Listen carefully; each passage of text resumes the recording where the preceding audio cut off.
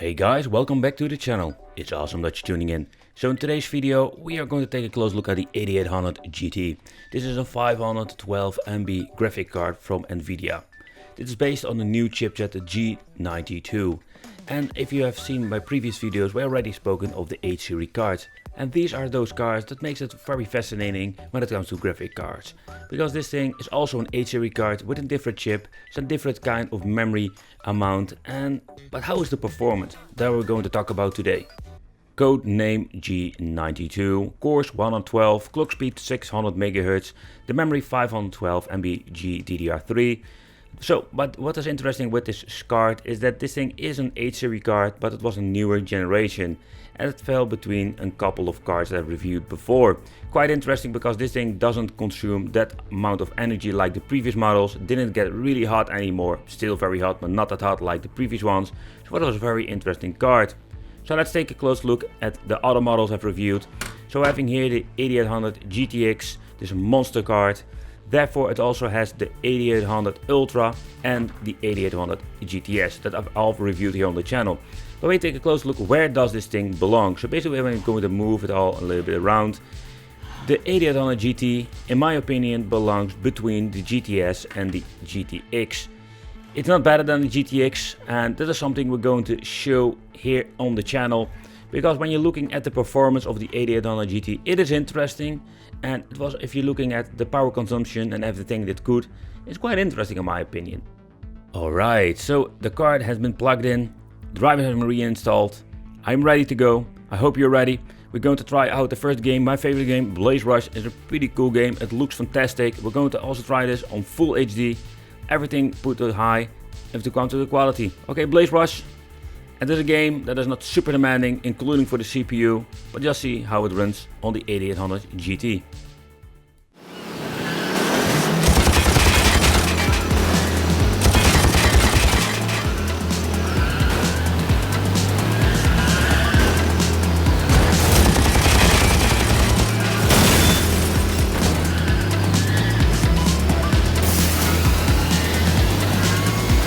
Okay, so the 8800 GT is just perfect for when you want to play some basic indie games, some older stuff. As you can see, it's not even using full potential of the graphics card.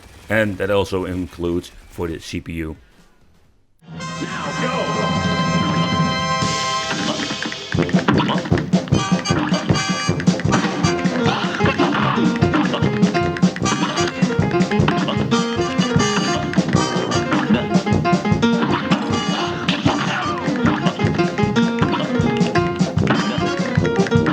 Fun fact, when we're going to get a Cuphead, it's not really looking like a demanding game, but you can see it pushes the graphics card to 80% of usage. Nevertheless, this is quite a demanding game, but it is still playable now in 2021 on this very old graphics card.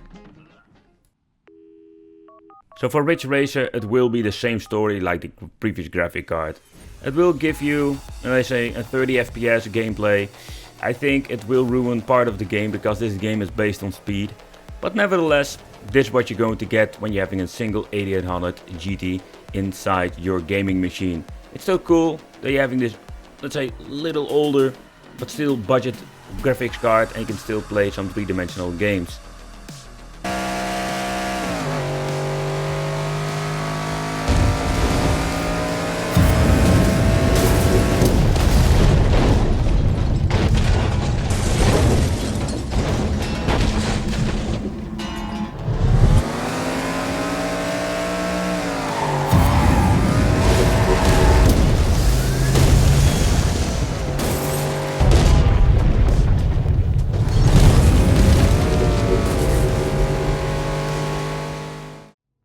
Okay, so let's try Saints Row number 4, and what I did notice with this game is that even that this card is between the 8800 GTS and the 8800 GTX, yeah, you can see the results of the game are not that great. I'm even dipping to 28 FPS when I'm just playing, and that's something that didn't happen with the GTX or, let's say, the GTAs. So I'm a little bit disappointed with the performance with this game.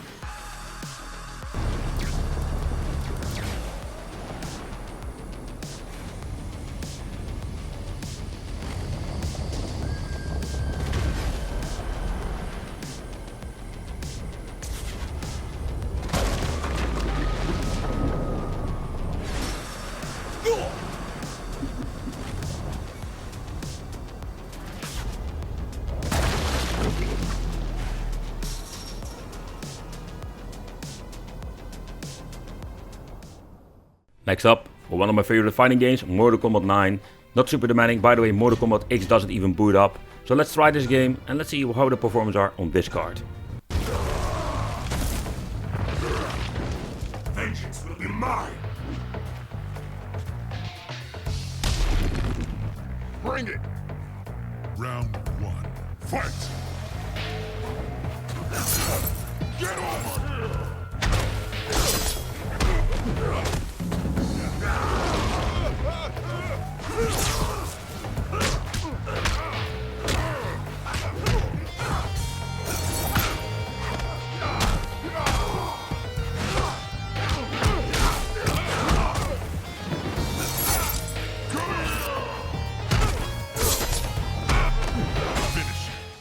Okay, so this game, Bioshock Infinite, I already tested a couple of times on the different cards, and it is not really holding up at the moment with 44, 43 FPS. It's not a great performance. I think it's similar with the 8800 GTS at the moment. So you can see that it sometimes slightly goes up, but that's the best performance we're going to get.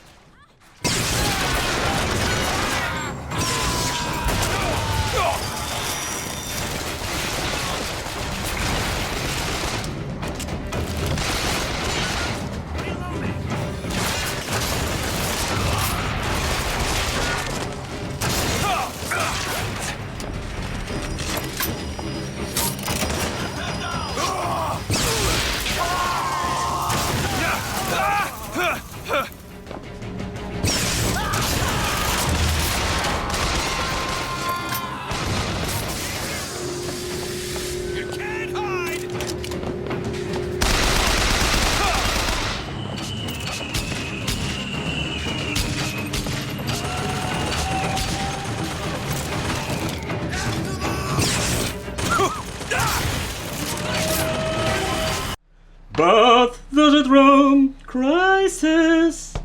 Let's find out. So if you have seen my previous videos, the 8800 GTX still struggles with this game, because this was just the graphic card killer back in the day with the 8 series. So, and the 8800 GT is between the GTX and the GTS, so the performance will not be better. But the game is still kinda playable.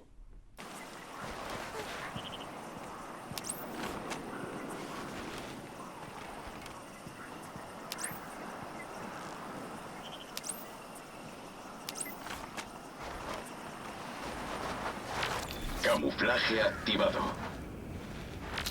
Blindaje máximo. Camuflaje activado.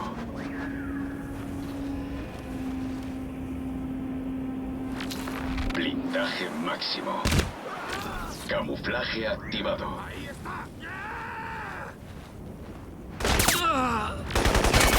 Blindaje máximo.